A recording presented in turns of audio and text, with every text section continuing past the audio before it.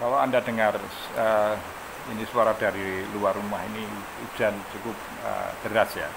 Jadi kalau melihat ini sebetulnya sudah pertengahan Maret lebih, itu biasanya itu hujan sudah reda atau kalau toh ada ya tinggal sedikit-sedikit.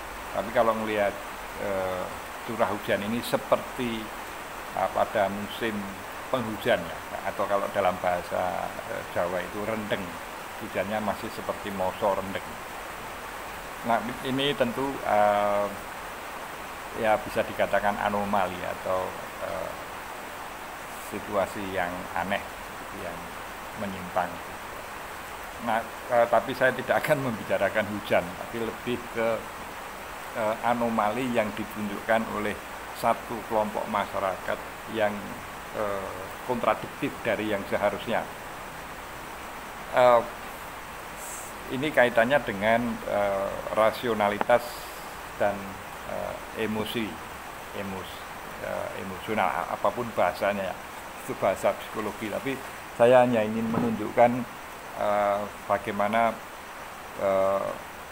opini atau ungkapan seseorang itu didasarkan pada rasio atau emosi,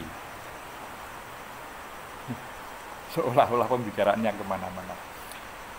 Rasionalitas atau itu biasanya datang dari kelompok yang pendidikannya relatif lebih baik.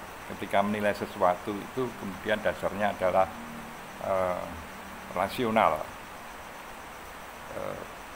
Sementara penilaian yang lebih emosional itu biasanya, ini boleh dikoreksi kalau keliru, atau misalnya ada fakta yang menunjukkan sebaliknya, silahkan dikoreksi.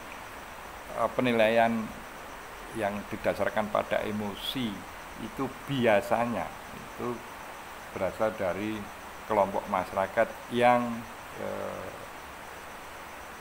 pendidikannya relatif rendah. Kasus ini kita coba terapkan pada fenomena yang update, yaitu misalnya fenomena kabur aja dulu gitu ya. Nah, kabur aja dulu ini bisa dinilai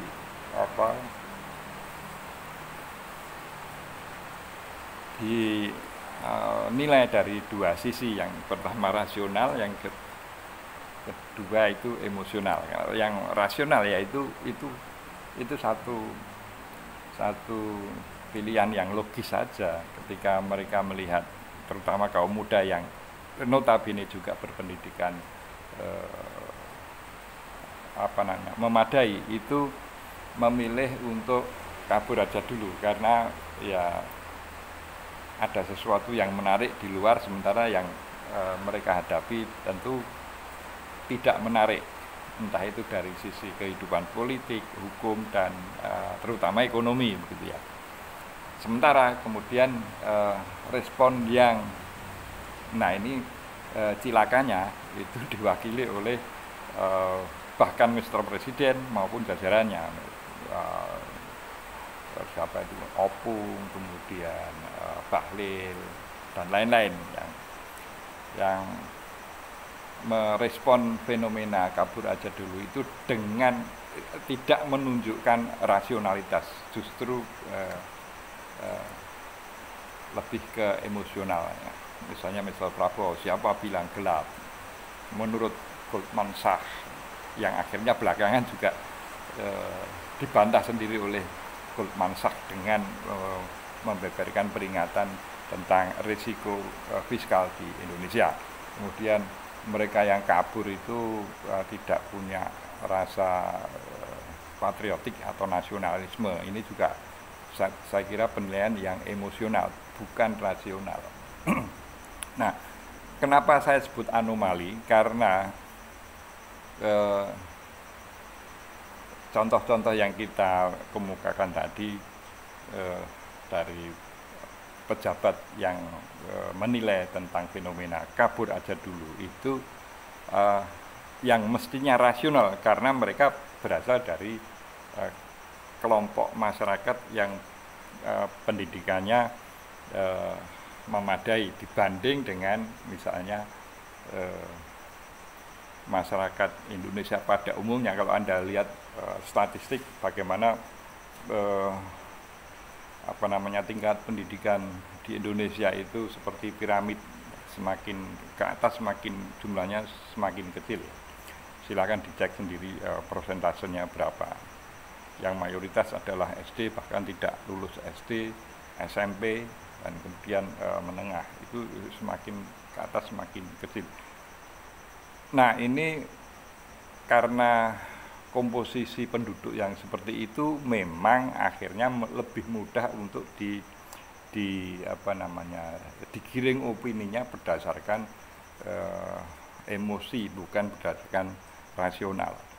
Nah, kalau kita justru memanfaatkan situasi ini di mana masyarakat yang berpendidikan rendah itu masih dominan dan itu kita manfaatkan sisi emosionalnya, maka kita sebenarnya telah turut serta dalam pembodohan bangsa karena mengajak bangsa ini untuk tidak berpikir rasional.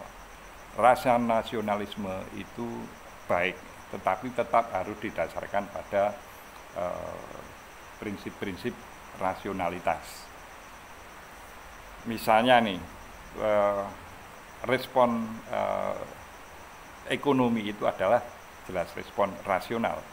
Bagaimana indeks harga saham gabungan kemudian turun, rupiah cenderung melemah, kemudian keengganan investor masuk, itu semua adalah respon yang berbasis pada rasional.